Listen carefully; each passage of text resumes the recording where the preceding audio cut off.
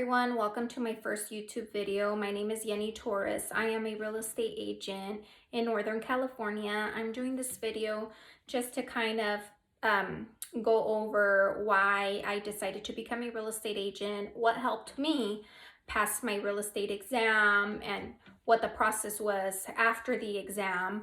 I hope that if you are looking into becoming a real estate agent, this video helps you out.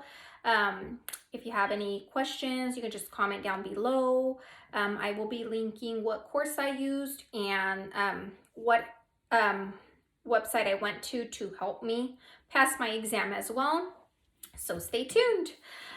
When I first started the process in becoming a real estate agent, it was 2017. I decided to become a real estate agent because I am a mom of 5 now, but at the time I had 4 children, and it's just very hard for me to, work a regular 9-to-5 job. And I'm sure for all of you moms that are out there who do the 9-to-5, props to you. But it was just going to be hard for me to pay for the child care, and my kids are all little.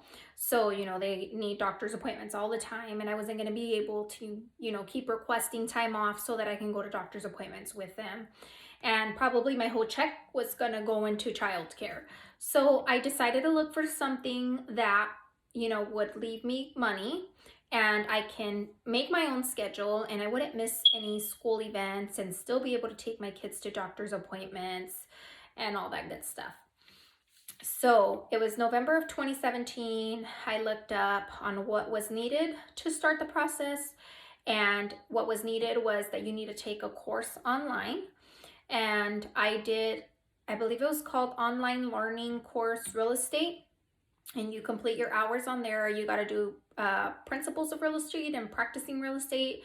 And then you get to pick one other option, which I believe was loans and appraisals. I picked loans, and I know you have other options, but I don't know them right at the top of my head.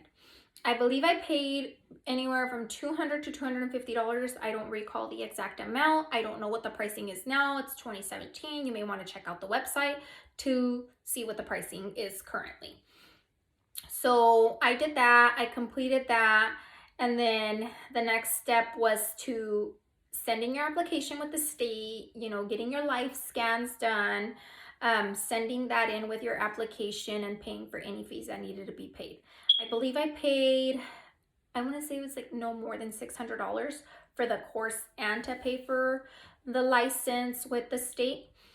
So I did that. I did not study or anything after that. Like, I just turned off my real estate switch for a while until I received a date for my test, which my date was July 5th of 2018.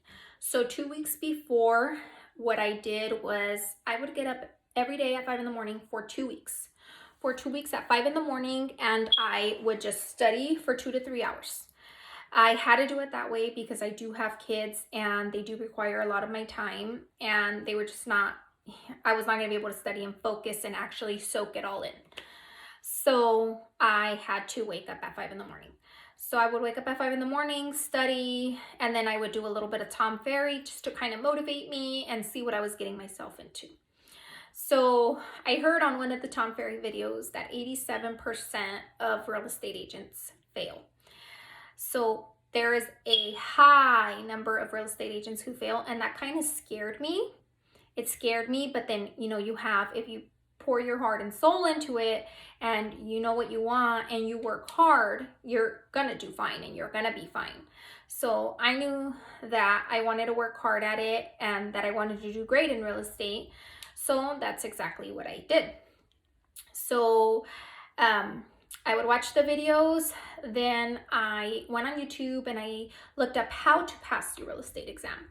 So then I found Prep Agent. I believe his name is Joe. Tons of videos on how to pass the test. When I did the course, there was so much information for me to retain that I just, no way I was going to memorize everything. There was words in there that I didn't even know what they meant, that I had to take out a dictionary and kind of look up the word to see what the meaning was, because these are not words that you're used to hearing on the daily. So the way that Prep Agent, worded everything made you memorize it, or it kind of stuck with you. So I did that. Then I went to his website because he offers like a few packages on, passing your test. So I bought the most basic package that he had on his website. I didn't have a lot of money, so I had to buy the basic package. So I bought the basic package, and he also had like audio. You could do like practice testing and audios. So I would do the audios because if I hear something, it'll stick to me. And if I read it, like I'll remember it for a few days, but then I forget it. I don't really retain it that well. So I found that what worked for me was, listening to it.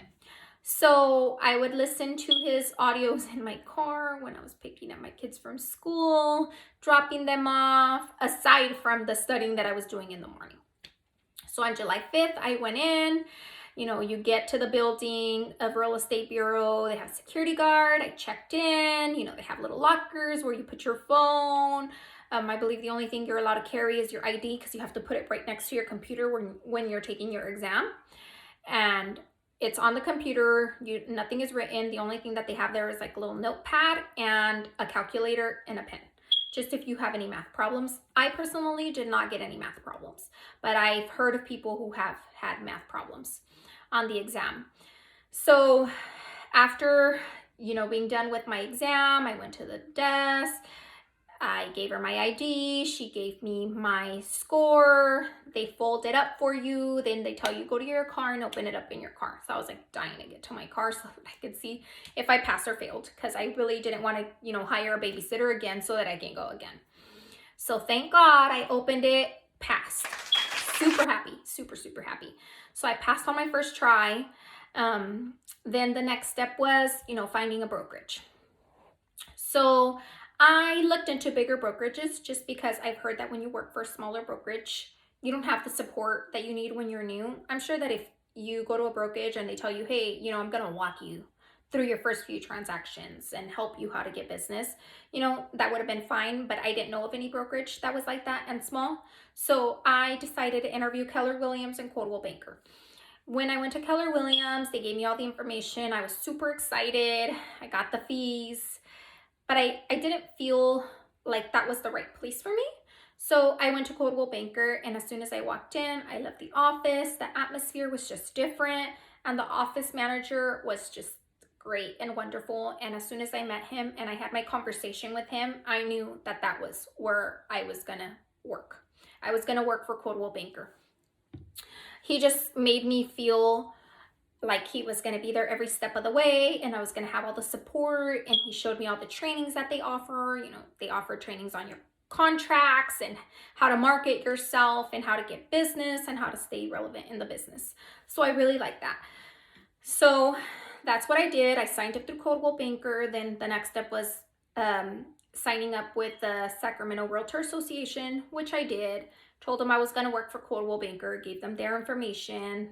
They help you set up your keys so that you can open up properties and have access to the houses. And the next step is starting to find the business. So I already had a few people lined up. Thankfully, you always start with your sphere of influence, family and friends. And, I just started working, and doing open houses is really important when you're first starting. I did open houses. I try to do at least 3 or 4 open houses a month. I think I even did 6 at one point, because you are new and you want people to know you and you just want to get out there. So I did that for a while, and I closed my first deal in February of 2019. We had been looking since October of 2018. We just couldn't find the house. I had 2 clients at the time. And for whatever reason, I wasn't able to close until January of 2018 it was. So that was that, and that's how I got that started. If you want to hear more, I am going to make more videos on what I do to get business, how being bilingual helps me. 80% of my clients are bilingual. Are Spanish speaking, so it is a great advantage to be bilingual in this business. I also like to educate, my people that only speak Spanish. I used to go to El Consulado. I don't do that anymore. So, You know, I thought that using YouTube as a platform to educate people in Spanish and English on how to purchase a home. I'm also going to be making some future videos with lenders, escrow officers, just because a lot of people don't know exactly what the process is on getting a loan or what escrow is.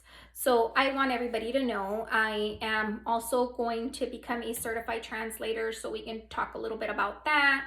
I'm also probably going to make some videos about how it is being a mom of 5 and being a full-time real estate agent. I'll probably throw that in there, or I can even do some makeup videos. I'm also a licensed cosmetologist.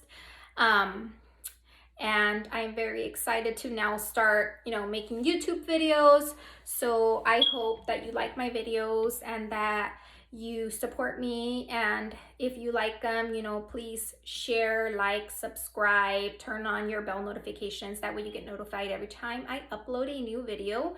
And if there's any future videos that you want me to make, or you have any questions and you want me to talk about that specific topic, please comment down below. Thank you so much for watching. You have a wonderful day. Bye-bye.